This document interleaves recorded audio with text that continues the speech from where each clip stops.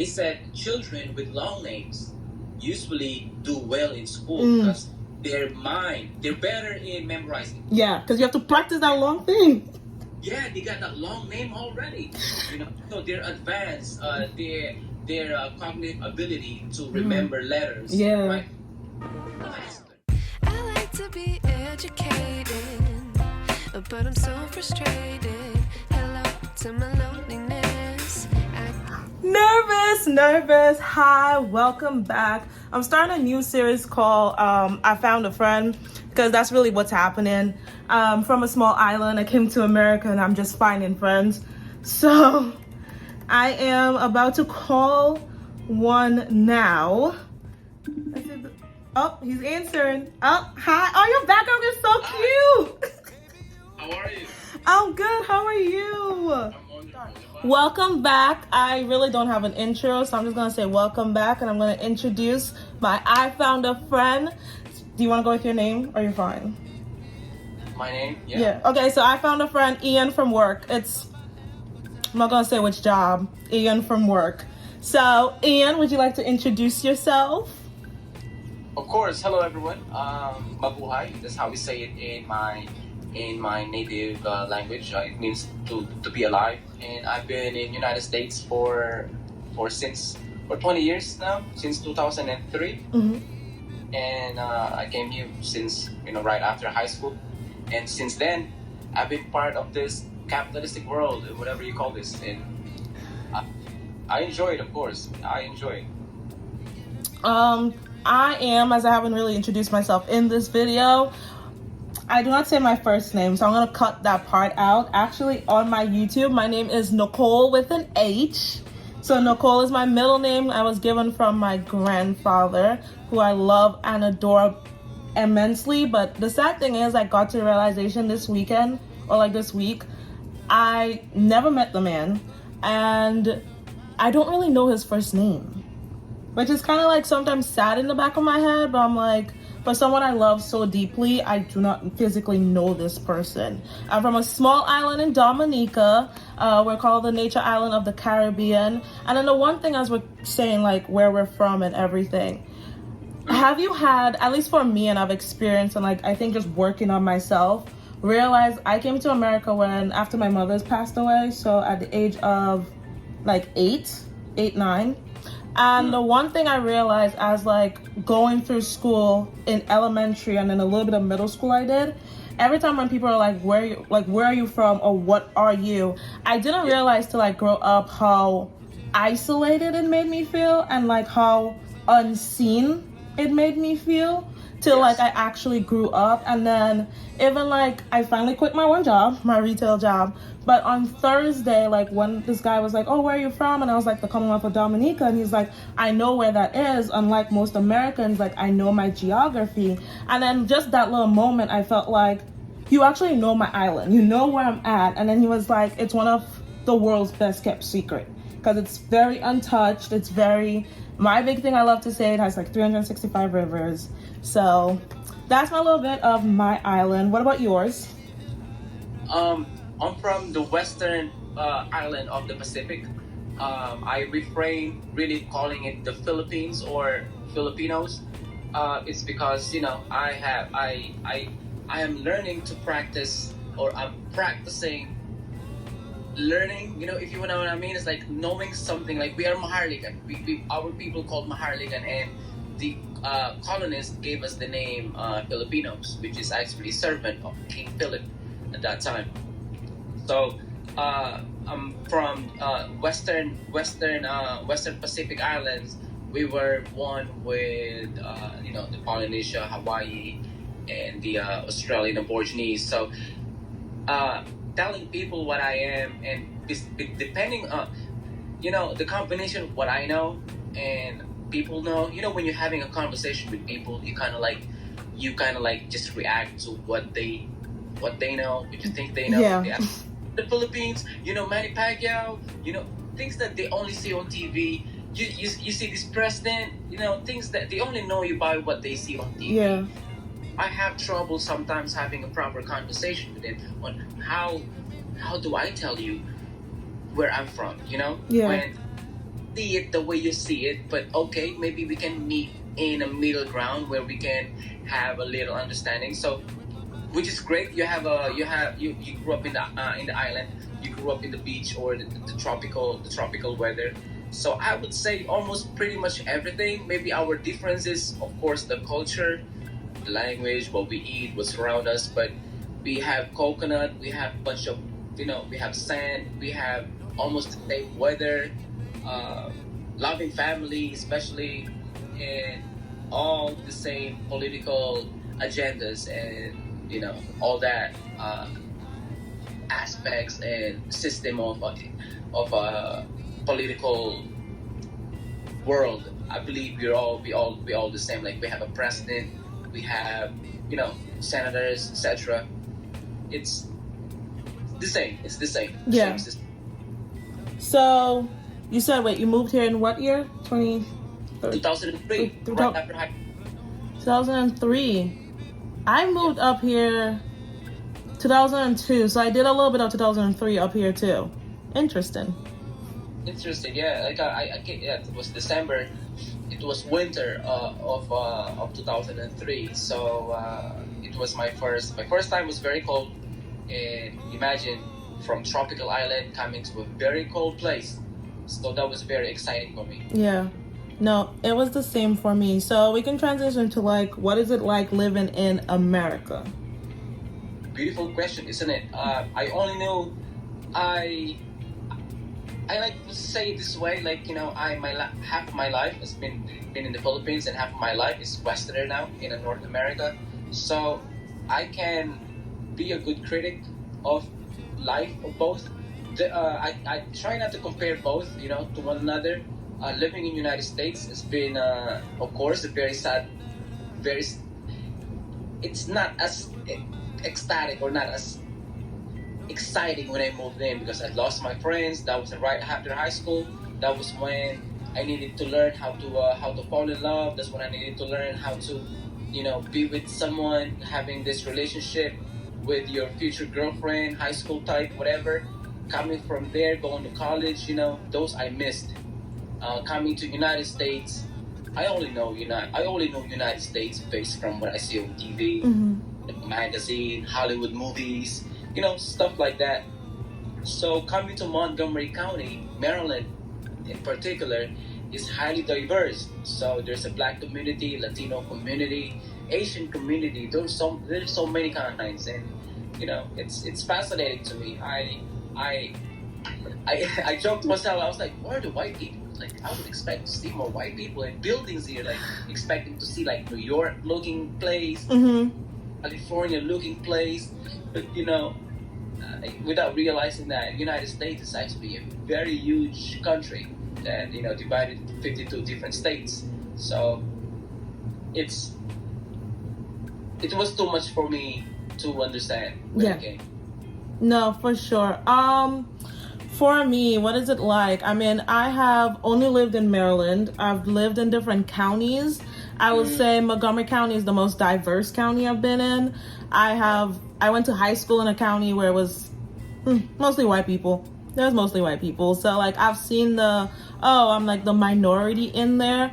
I would say the main thing as I grew up, and I would say even though I made a lot of mistakes in my 20s, that's what it's for. I will say we're in the matrix of just the marketing and the buying of everything that we see. And like, I wouldn't really say not having my head on straight, but buying into what I saw on social media when I was in my early 20s. I would say something that like living in America has made me navigate and move differently because I'm from the Caribbean and I know a simpler life. Yes. So that is like my main thing of what is it like to be in America. Like I have finally got to a place in my life where I feel my peace because one, I have like the basics, right? I have a roof over my head. I'm able to pay my bills. I will say what most Americans try to do is get a car. So like I have that. I'm fine with paying that and everything. And it's like the next thing most people will be like, oh, I want to buy a house, which is great, right? That is great. but it's a one thing where it's like I wake up every morning just knowing like I'm thankful for what I have. I've grown up with less, and it's like I know in my heart and heart, like I do question my time now, like, do you need this or do you want this? Like, where are you in this versus, oh, I want this now and let me get it. So that is the one thing I'm happy I grew out of living in America. It's amazing. Like, I believe that's our uniqueness. We are more grateful. You know, we understand. It's like I tell my friends, yo, we don't have hot water in the Philippines. We have to boil water. And talking about water, we all have to collect our water at night before so we can have water for the next day. And we will do the same thing every day. Every afternoon, we will fill up our water so we can have water the next day. You know, stuff like that. And yes, thank you for reminding me every single day that I'm thankful and I'm grateful for everything. I even, you know, I've had cell phone for so long. I still, when I pray, I still say, thank you God I have a cell phone. Yeah. You know, stuff like that. And I find that amazing, especially, you know, living here in the United States. I think that's something that us immigrants has a lot inside us. Yeah. Gratefulness and just being the feeling of, you know, feeling magnanimous and all these positivities, I would say. For sure. As we're on this, we can go like, what does happiness mean to us then? That is a profound question. You know, to me, happiness, you know, happiness is it's within the anticipation. Like I was observing myself many times about happiness, and I stumbled from, like, when I was starting photography. When I ordered my second camera on Amazon, I was very excited, and as soon as I got that camera, I realized that, you know, I'm only excited when I ordered it. As soon as it came to me, as soon as I have it in my hands, it changed. It's the excitement. It's not the same anymore. Yeah. You know, and the same thing with whatever we desire. Like whether we desire money, whether we desire big house, nice car, good-looking woman, and so on. It's only within the anticipation, and you know, it's never really. It's just feeling. It's in between the transition of, you know, it's in between. Yeah. It doesn't really exist. You know, it does. It's not really there. But I see it. You know, like most people, you will say happiness is like having a car. Or give me money. I want to spend it. To them, that is happiness. But to us, I believe we understand. We have a better understanding of what happiness means in this capitalistic world. Mm-hmm. For me, like you said, it's definitely a feeling. Like, it's one of those, we'll eventually like transition into all this, but again, I quit my job. So it all goes into the psychological aspect. I would say a little bit of addiction, right? Because like you said, your camera, we all into Amazon. Anybody knows me, not my favorite person. Yeah. So with that being said, like, we're so used to like getting products, getting stuff. Amazon is something that can fulfill that need very quickly, especially if you do have some addiction or something underlying that you're not aware of.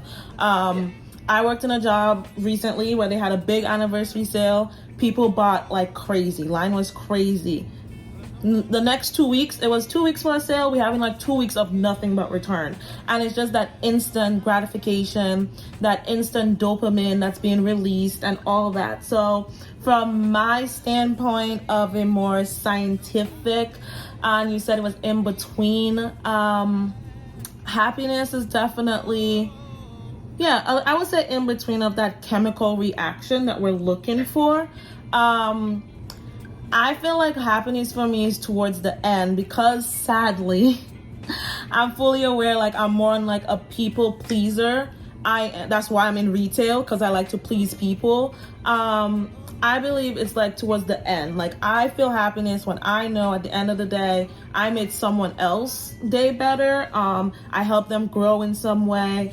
I changed their life. I made them smile. That to me is my happiness.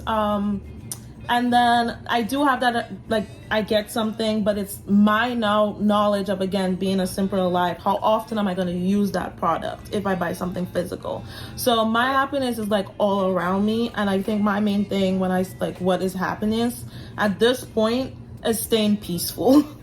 Like, that is what I would say my happiness is staying my inner peace. And I guess that homeostasis balance of happiness, probably staying in homeostasis. Yeah, I like that. Yeah, you explain that very well. And yeah, helping people is another thing. It makes us happy when we give. It makes us happy when we share something from within us. And those happiness are not easy to find, because in many books today, especially Ita, the highest form of love is a service. It's within service. It's like serving people. Mm-hmm. The best way to serve the God is to serve, like just to serve everyone. That's powerful.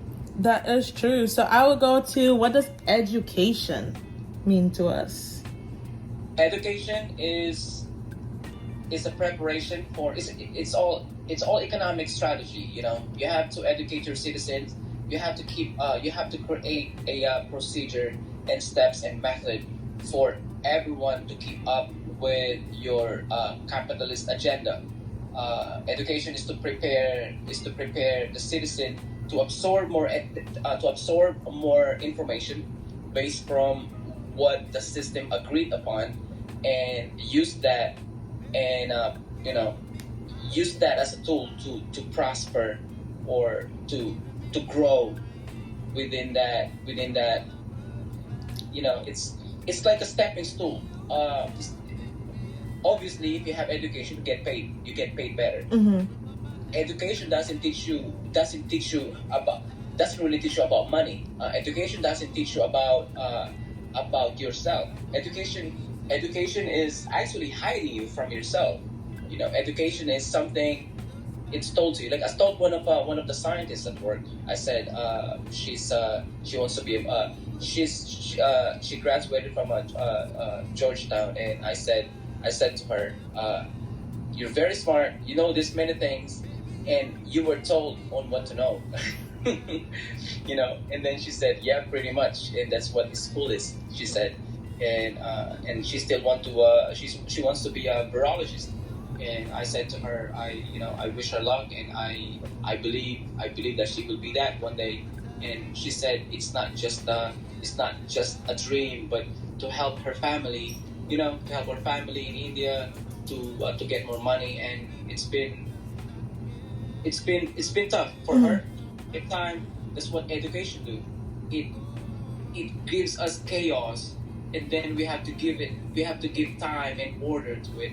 We have to give time. We have to sacrifice ourselves so we can gain this order, this paper, this document saying I finished this education for this time, and then now I'm capable of working for you, for this company, working for this manufacturer, whatever that is. I definitely like that.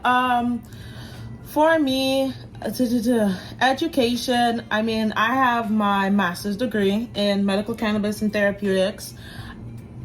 I don't use it. I am thankful for it because it gave me the opportunity to understand the human body. And because we do not know too much about the endocannabinoid system, it gave me the access. Education gives you a lot of access, especially if you're in the scientific community, a lot of knowledge that is not open to the public.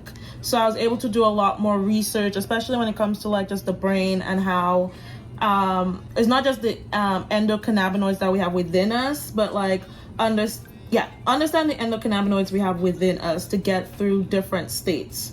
So I am thankful for my education. Like you said, it's a tool. I am fully aware if I put master's versus bachelor's, I'll get paid a little bit more depending on where I am. Would it teach me anything? I've said it in one of my videos. Before I got my master's degree, I had a job in cannabis, medical cannabis, and I learned everything on the job. So by the time I went to school, it was honestly boring because I did everything. I'm a chemist, so I've been experienced and exposed to everything. So it is a tool, but real life experience is where education come from, actually doing it. So education to me is around me 24/7. I try my hardest to, like that mirroring and shadows aspect of life is definitely using those tools. Self-education. Yes. The systematic education. Yeah. So that is like my main thing, but education is like all around us.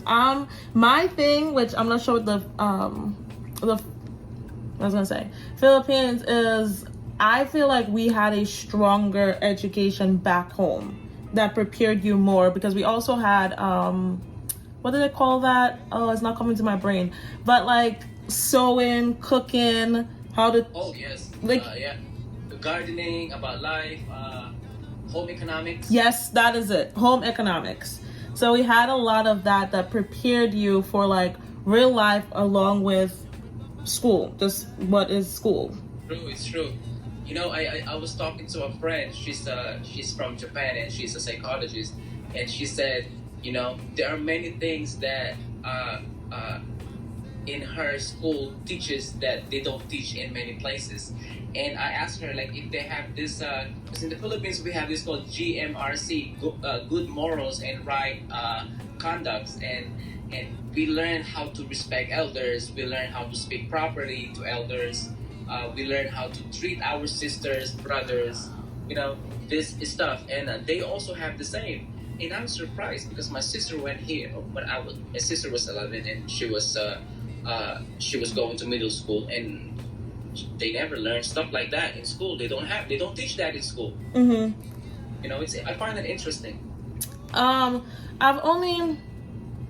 Honestly, I think in my high school they just gave us a cooking course, but that's about it.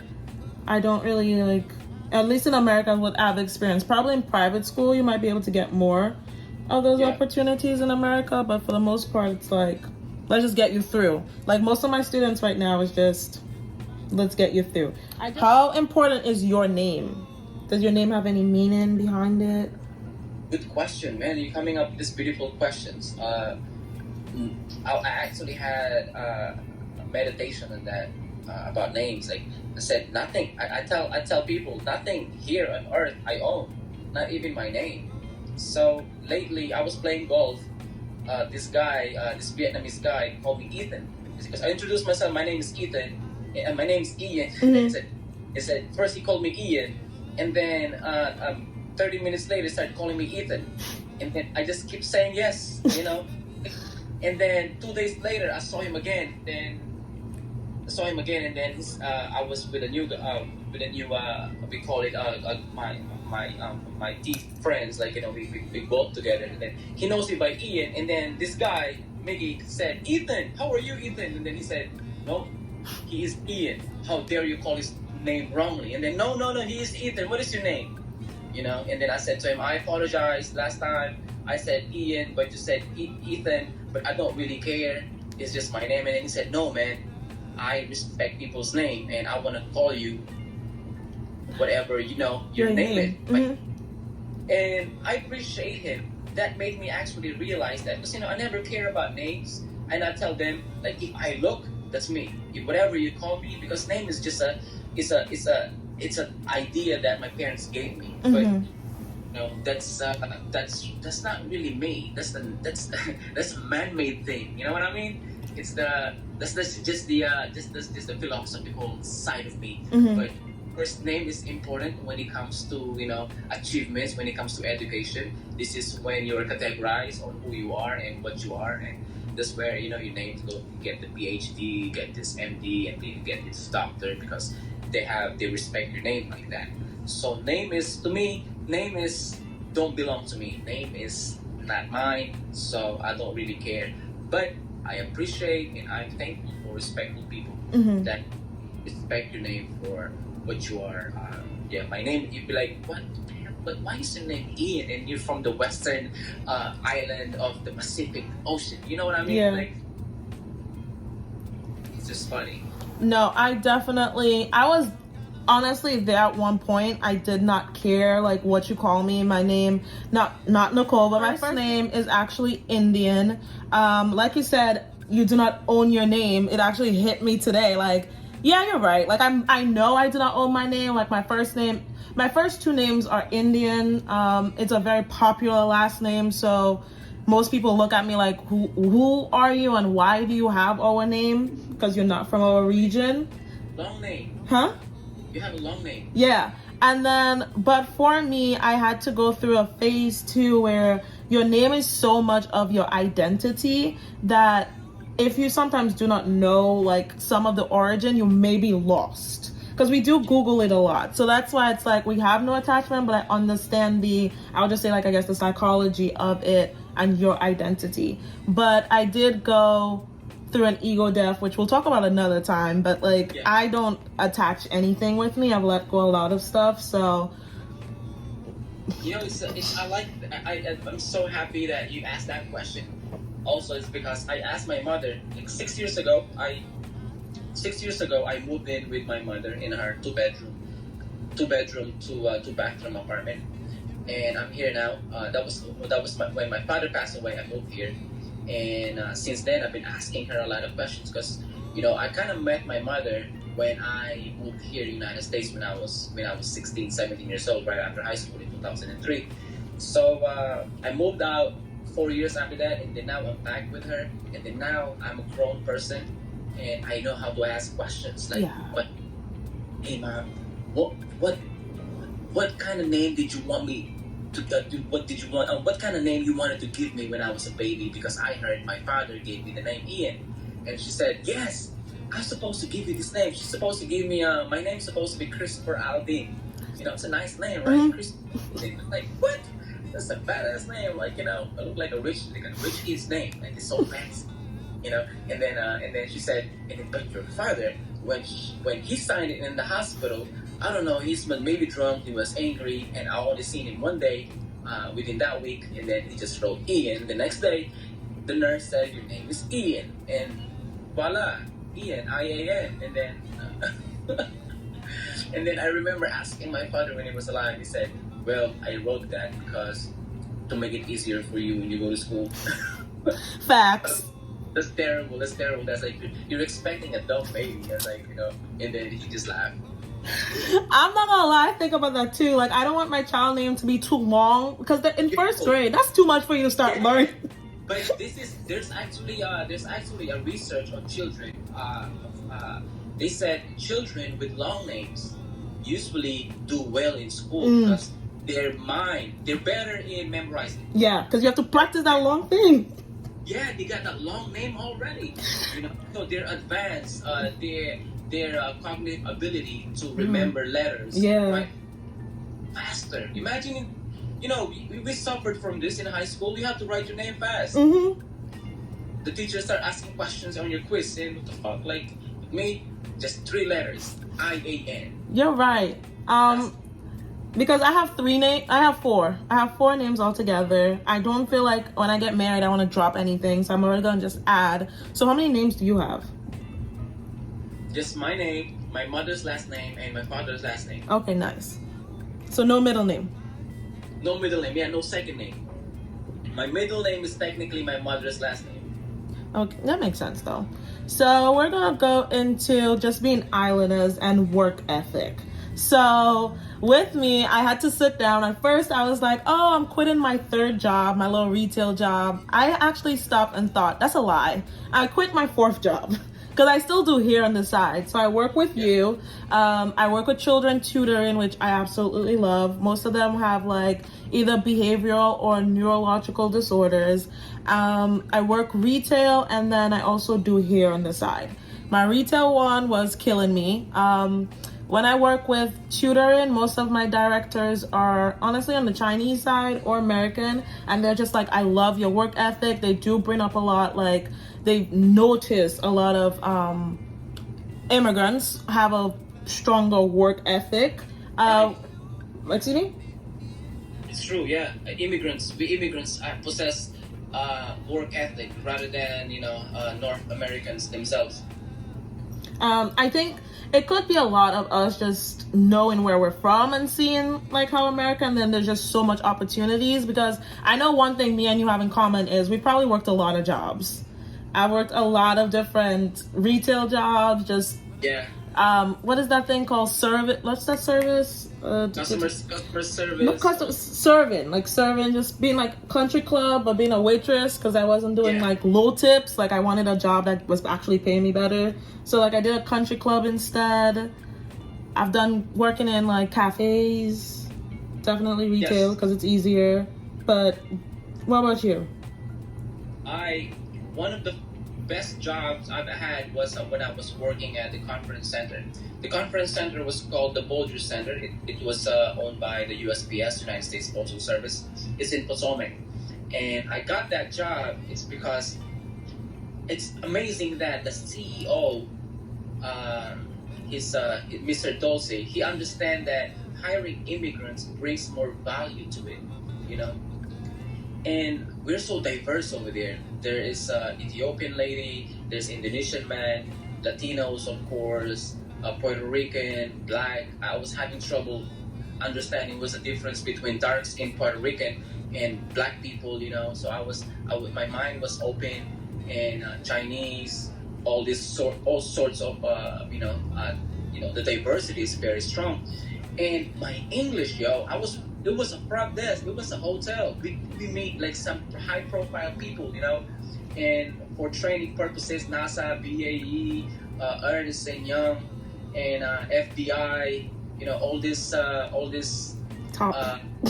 it's like NASA, you know what I mean? It's like, and then I'm there sitting, I have a strong accent, and I'm here working with them, and we're having a conversation, and I start learning more verbiages, learning more English words, and that job taught me many things in life.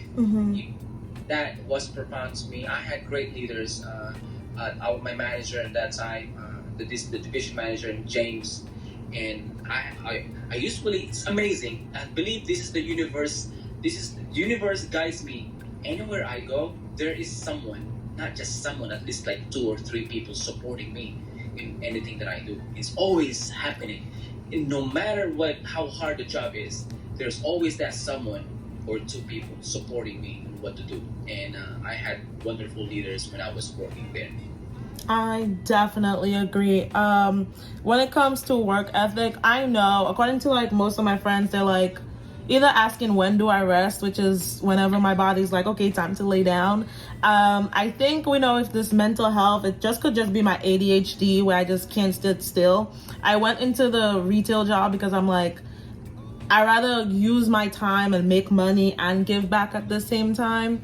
So I really do blame it on my ADHD. But like you said, with the universe working with you and always having someone looking after you, like in my opinion, I feel like I go to certain jobs just to meet people. Like it's not like the people that I need to like bring with me in my next life or my next adventure type of thing. So like even tomorrow I'm excited because one of the previous job I worked with, and I was talking to one, like my coworkers, and he was like, the only reason we showed up on time for this retail job is because we all liked working with each other. It was a mixed group. It was openness. We loved each other, and we just went to work and have a good time. And then for me, like, it's the people I'm surrounded. So once that is the dynamic is changing, then my work ethic also does change because it's their energy, my energy type of thing. But the reciprocity is powerful. No, for sure.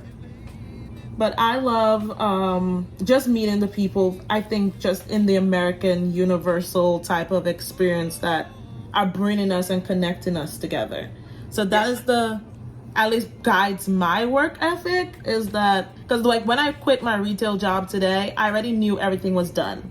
Like I met a friend there that is gonna be lifetime. I've met a few, but there's one in particular I'm like, yes, like we're gonna be friends for long. And then like I found, let's say, like a church through there. So like once that in my head mission is accomplished, I'm like, okay, on to the next. What is my next adventure? And I think with my work ethic, with just the other jobs I've had to sit and reflect. It's time to pour into me and work on like my business and what I want to do for myself and get into the capitalism, but not working for other people. Definitely start on the working for myself part. Yes, you know, that's very important because that's what I've been doing.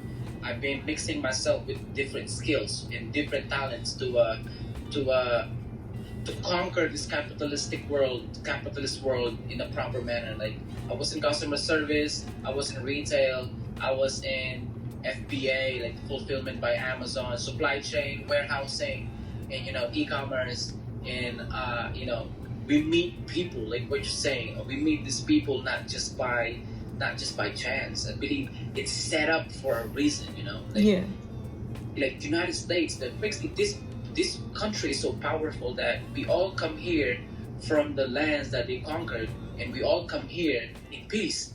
We all come here without thinking any form of you know hatred or whatever that negative feeling that we have against them. But we're really here to love one another. Like I just meet some other people, and I know they're immigrants, and they tell me stories. I start like you know getting along with them, and when I tell them stories about myself, they're like, "Oh, it's similar to us." And then you know the food, especially like, "Oh, it's similar to us. It's just different. No, just the name is different." So meeting many different types of people is, to me, is one of the greatest experience of a human experience.